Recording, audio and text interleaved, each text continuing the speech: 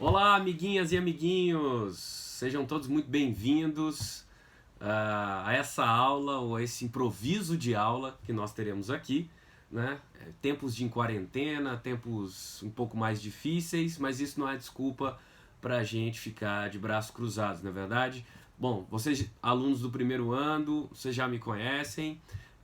Eu sou o professor Túlio Augustus e chegou a hora daquela sua matéria preferida. Você estava aí pensando, poxa professor, vou ficar sem aula, estou em casa, em quarentena, vou ficar sem estudar minha matéria preferida, que é sociologia. Não!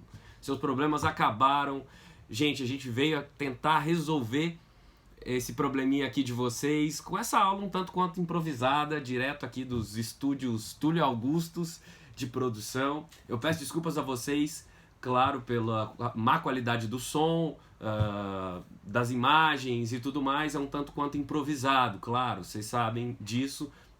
Em tempos aí de restrições fitossanitárias, a gente não pode, no entanto, ficar de braço cruzado, não é verdade? E então vamos tentar dar continuidade aí aos nossos estudos, ao nosso aprendizado, sociologia, porque, enfim, se a gente não pode se imunizar contra os coronavírus que a vida nos traz, vamos tentar pelo menos nos imunizar contra os vírus da burrice e da ignorância, né, minha gente? Vocês sabem que esses aí são muito mais nocivos, às vezes.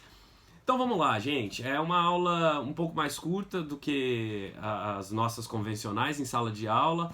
Eu quero dar continuidade naquele processo que a gente já vinha tratando de surgimento da sociologia, dentro daquela chamada Era das Evoluções. Vocês já estão enjoados de me ouvir falar disso, já estamos aí mais de 2 aulas quase falando desse período histórico, porque é um período que molda a história ocidental e que tem como consequência imediata, que é o que nos interessa primordialmente, o surgimento da sociologia. Você já sabe que esse período vai mais ou menos de 1789 a 1848, que são períodos delimitados por também grandes transformações históricas.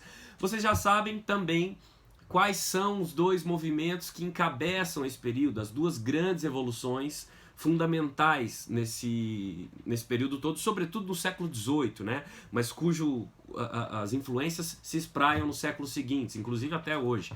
Eu estou falando especificamente da Revolução Francesa, que se inicia em 1789, e da Revolução Industrial, que não tem um início muito bem definido, tampouco um fim definido. Afinal de contas, nós estamos vivendo sob o jugo dessa Revolução Industrial até hoje. Mas eu quero acrescentar um novo tempero aí nessa salada de revoluções, nesse período chamado século XVIII, que é fundamental, que molda muito das nossas perspectivas atuais, do nosso mundo atual. Eu quero falar hoje de iluminismo. Vocês já ouviram falar disso bastante nas aulas de história, vão ouvir falar outras vezes. E para nós aqui da sociologia, nesse contexto, também é importante esclarecer, entender um pouquinho mais sobre o que foi esse tal desse iluminismo. Vocês percebam que a gente já falou de Revolução Industrial, de Revolução Francesa, e é como se a gente estivesse montando um sanduíche, né? Eu estou colocando ingredientes dentro desse sanduíche. A gente poderia dizer que o ingrediente fundamental, digamos a carne, um hambúrguer aí do negócio, seria o surgimento da sociologia, para que você entenda as circunstâncias históricas, sociais, políticas e até morais em que a sociologia nasce. E digamos que os pães desse sanduíche aí, nos dois extremos, seriam a Revolução Francesa e a Revolução Industrial. Eu vou acrescentar mais uma alface, um ovo, você chame como você quiser, que é o iluminismo, que é também um ingrediente fundamental nessa receita do surgimento da sociologia. Nossa, professor, que metáfora péssima essa do sanduíche. Eu sei, eu concordo, mas foi a que me veio à cabeça agora, então vamos ficar com ela. Se você entendeu mais ou menos o que eu estou querendo dizer, tá ótimo. E é o seguinte, gente, o iluminismo foi um grande movimento que começa no século XVIII. Não por acaso o século XVIII é chamado de o século das luzes.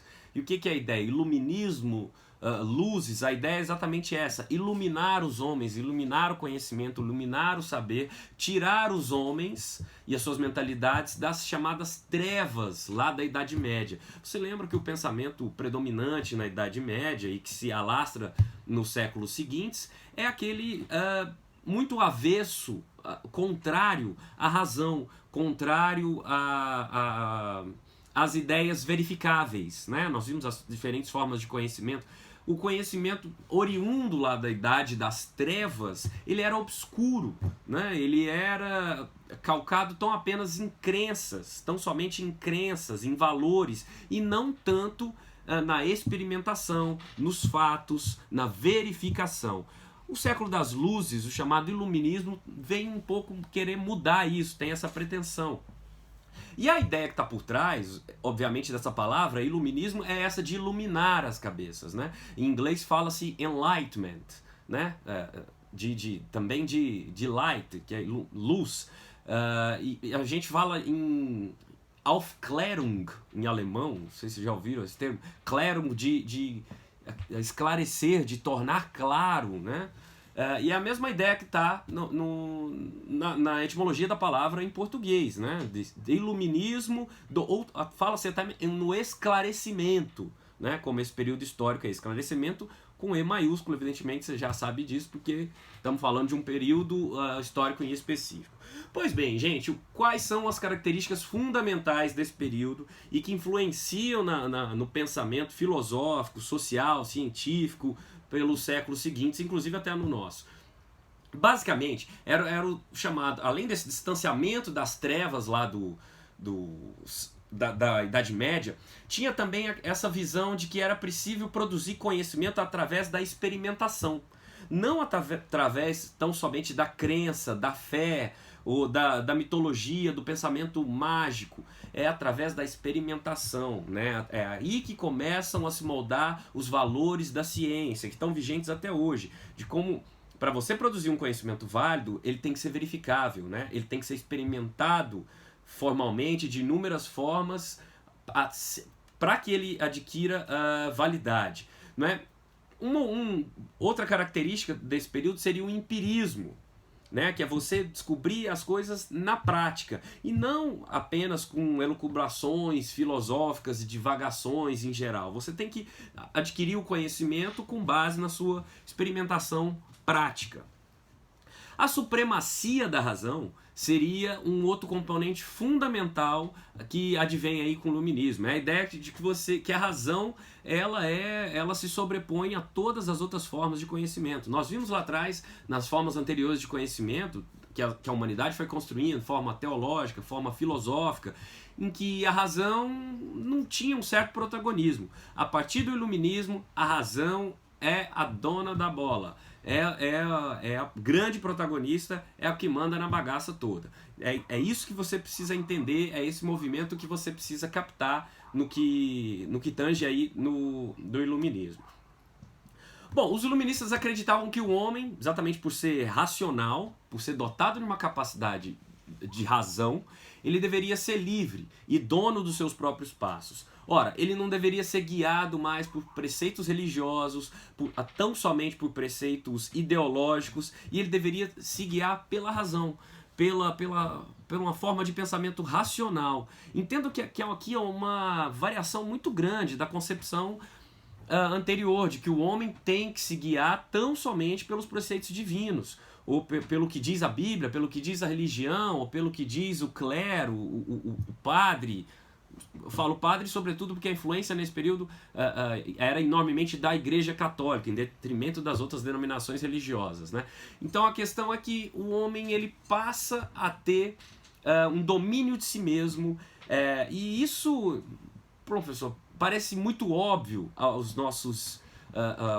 nosso olhar atual, mas nem sempre foi assim, tá, gente? Isso você já sabe, como bom sociólogo que as ideias não nascem em árvores, elas têm todo um construto social e histórico, todo um processo, uma construção que faz com que determinadas formas de pensamento pareçam, inclusive, naturais. Você já viu aí no nosso tópico da desnaturalização, a que a sociologia se propõe, que natural, de fato, nada é.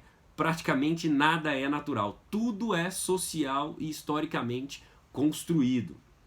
Beleza? Então vamos continuar nisso aí. A ideia de que os homens, por serem livres, eles podem tomar nas próprias mãos as rédeas dos seus destinos. Ou seja, eles não precisam ser mais guiados por um ente superior, seja ele um estado ou um rei, ou um preceito religioso. Né? E que uma ideia que está muito por trás aí fortemente também é a ideia de que o progresso material e econômico, lembre-se lá da Revolução Industrial, e é um período que a economia está mudando, os bens de consumo estão adquirindo novas formas de acesso e de espalhamento, digamos assim, para os indivíduos e para as sociedades, e a ideia de que esse progresso material e econômico ele ia necessariamente resultar também num progresso da mente humana, mais voltada para um otimismo e para um desejo de mudança.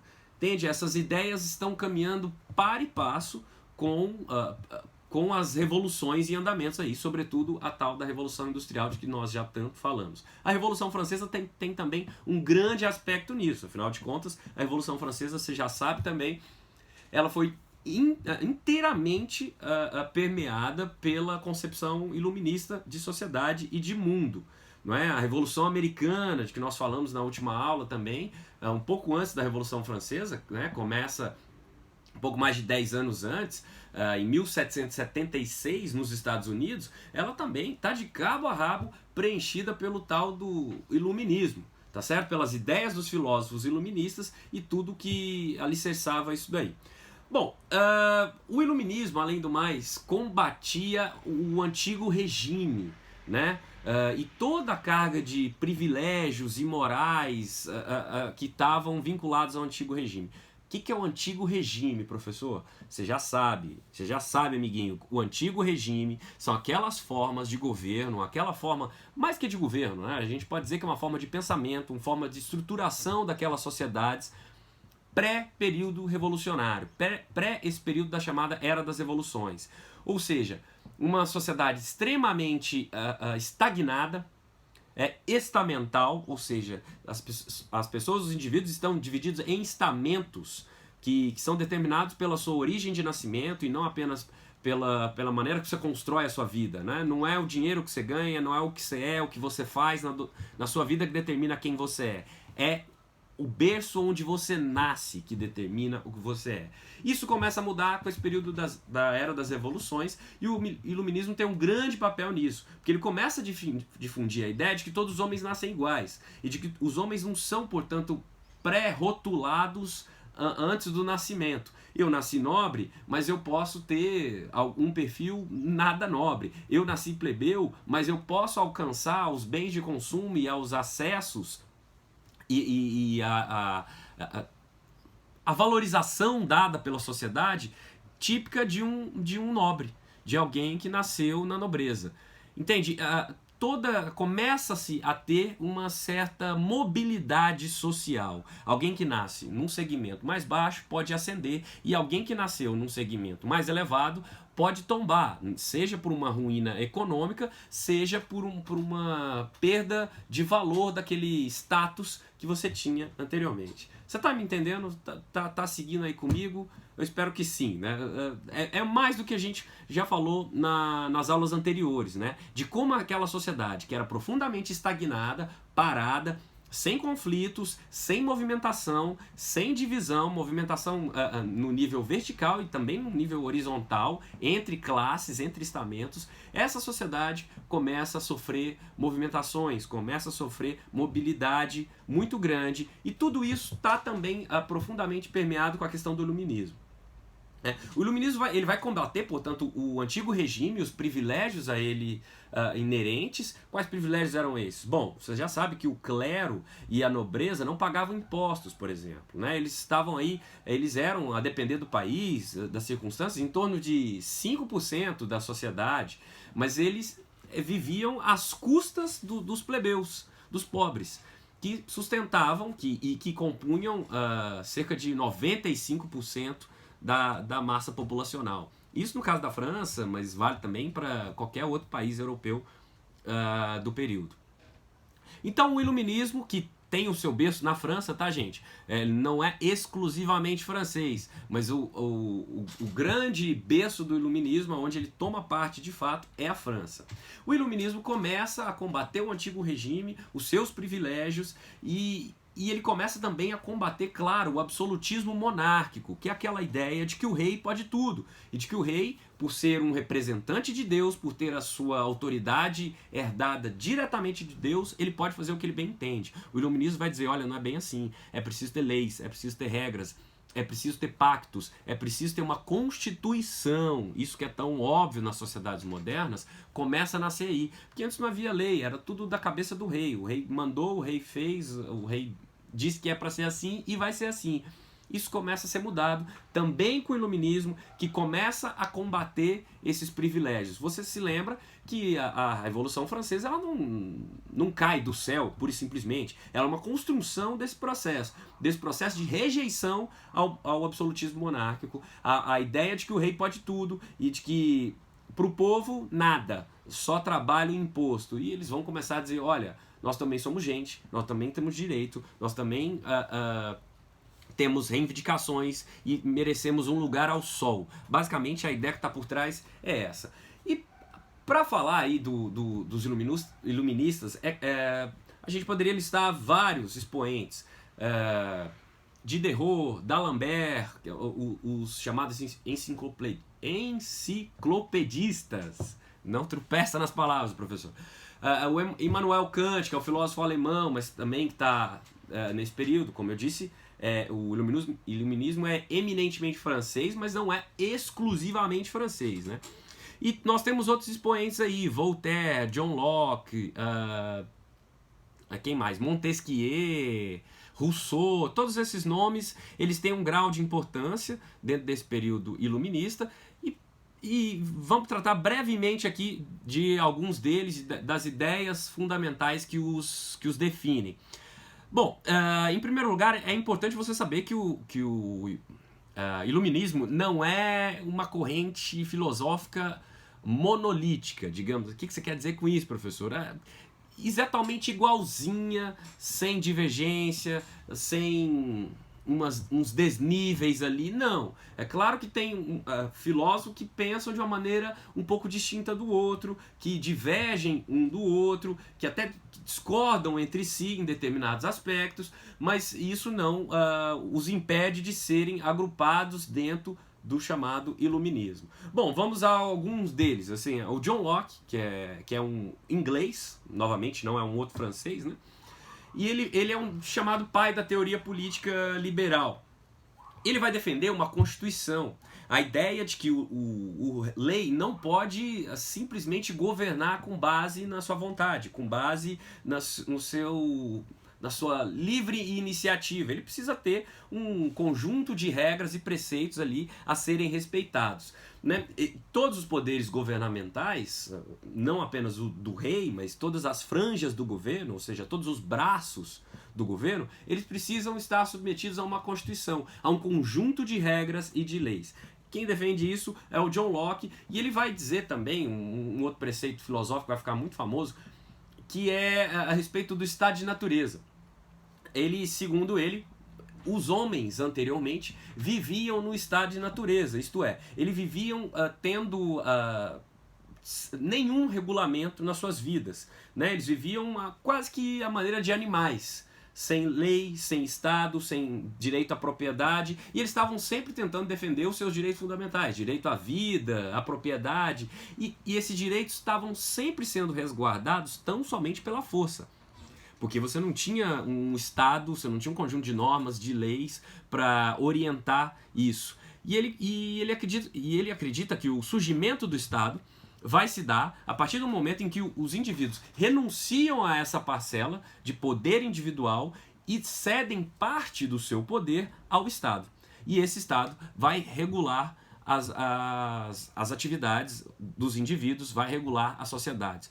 Qual é o benefício disso? Por que eu vou ceder o meu poder, parte do meu poder, ao Estado? Ora, para que você consiga viver minimamente em paz. A ideia é essa. Porque se você não tem estado, se você não tem harmonia mínima, é o caos, é a violência ilimitada. Não é toda a sua vontade você impõe pela força. Eu separo esse terreno aqui, digo que ele é meu, o outro vem e diz que não, ele não é seu. E vai, mata você e a sua família e toma aquele terreno para ele. O estado de natureza era mais ou menos assim. E eis que chega a necessidade de criar-se um Estado que possa governar a vida dos indivíduos. Está fazendo sentido? Espero que sim. É mais ou menos essa ideia que o John Locke está defendendo. Um outro expoente muito importante desse período é o Voltaire, filósofo aí francês. De novo, já voltamos para a França.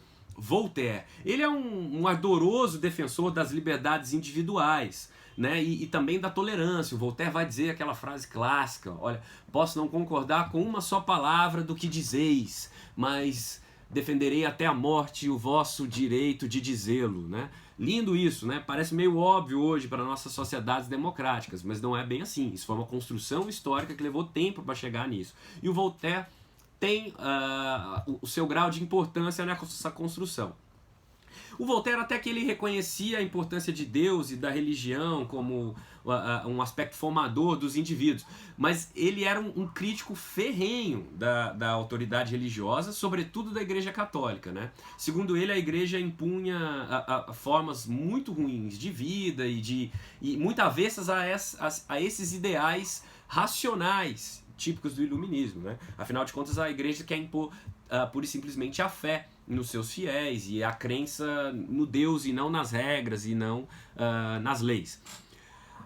Ele era, a gente pode chamar de um reformista moderado, né? Ele defendia diversos tipos de reforma no chamado Antigo Regime, mas essas reformas não eram tão drásticas assim, né? Ele defendia que a monarquia deveria ser esclarecida, ou seja, esclarecida, né, vem esclarecimento iluminista, como uma monarquia iluminada, ou seja, ela deveria ser guiada por filósofos, o rei deveria ser aconselhado por pensadores, por pessoas que se pautassem pela razão, né, e pela busca de um bem-estar coletivo do povo, e não apenas por preceitos dogmáticos e religiosos, digamos assim, né?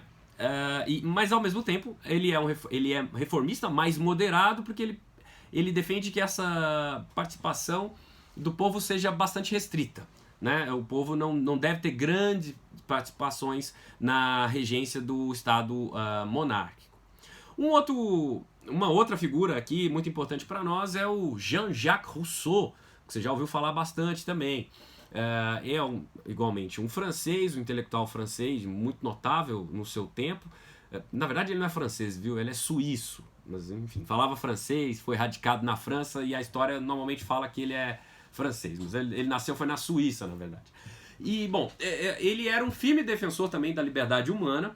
E ele está por trás dessa ideia que, de alguma maneira, ocupa muito dos preceitos filosóficos atuais, assim, e da nossa forma de ver o mundo até hoje, que é a ideia de que o homem nasce bom, que ele nasce necessariamente bom, mas a sociedade o corrompe. Você já viu trechos originais aí dessa forma de pensamento em muitas vertentes filosóficas, em muitas linhas de pensamento, enfim, em muitas ideias no nosso tempo. Aliás, se nós estudamos esses indivíduos, gente, é basicamente porque esses caras aqui, esse conjunto de ideais, eles preenchem muito da nossa vida social hoje. Muito das nossas crenças, muito dos nossos costumes, muito da nossa moral, dos nossos valores existentes hoje, na atualidade aqui.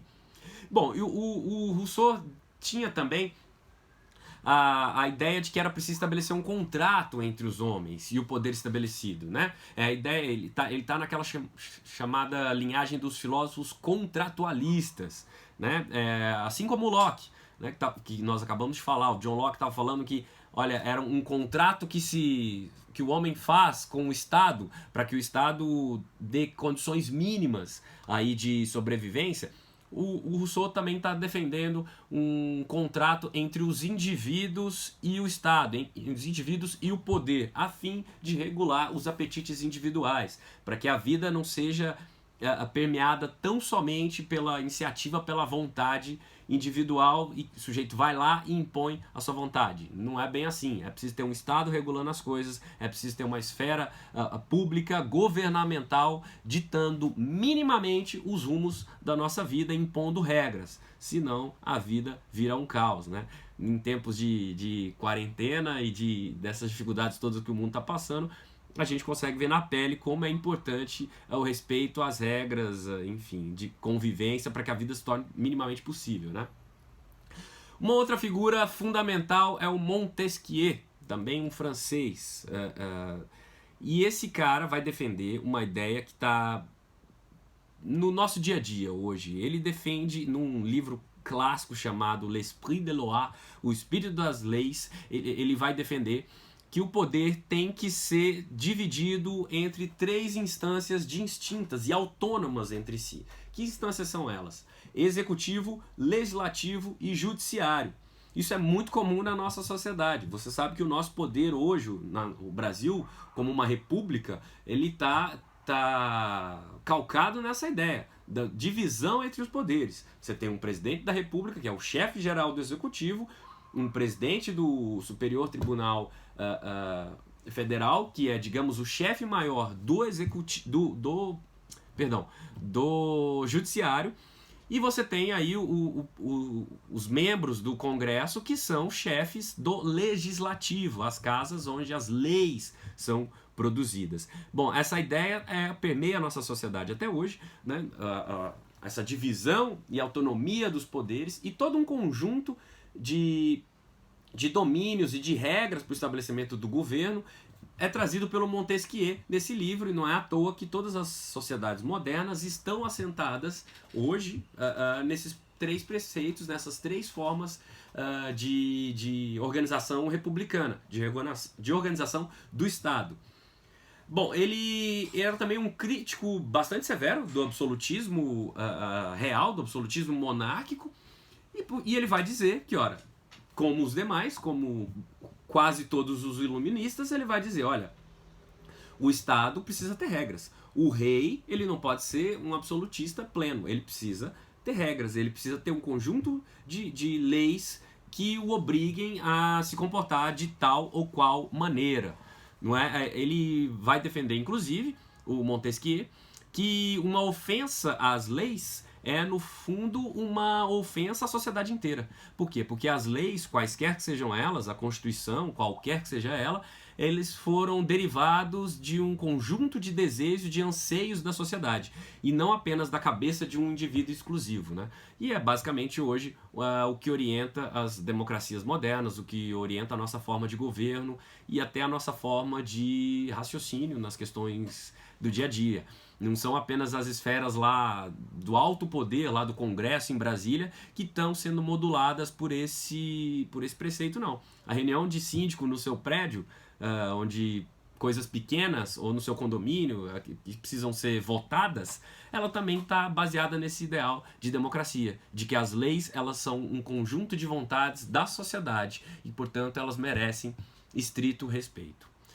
Bom, gente, é isso. Espero que você tenha pego um resumo básico aqui da nossa conversa. Junto com essa videoaula vai ser disponibilizado para vocês um materialzinho de consulta, que nada mais é do que isso que eu estou falando aqui estruturado em tópicos, em ideias, que é bem no estilo das nossas aulas presenciais. E eu espero nas próximas aulas a gente dar continuidade ao conteúdo. Eu espero que vocês estejam fazendo aquela lista de exercícios aí que estão de alguma maneira tratando desse período e desse conteúdo aqui, os 10 exercícios entregues na aula passada para vocês. E é isso, continuemos firmes, pessoal, não desanimemos dessa quarentena, vamos estudar bastante, pôr as leituras em dia, ficar em casa, aproveitar. Tá circulando uma frase na internet aí que é ótima, né?